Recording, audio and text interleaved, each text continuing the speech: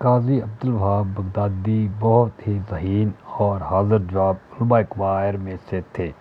ایک مرتبہ کسی یہودی نے آپ کے سامنے دین اسلام کے قانون پر اعتراض کرتے ہوئے نہایت طنز کے ساتھ یہ شعر پڑھا: ید بخمس معیمتین اسجد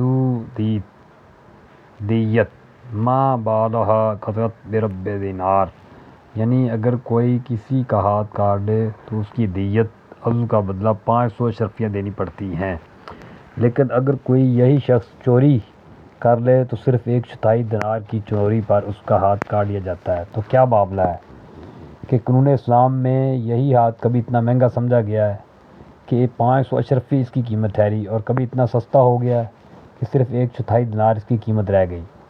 یہودی کا یہ طنزیہ شعر سنتے ہی قاضی عبدالوہاب نے جواب میں فی البدیہہ یہ شعر پڑھ دیا کہ عز الامانہ اغلاھا و ارخصھا، ذل الخیانہ فافہم حکمت الباری۔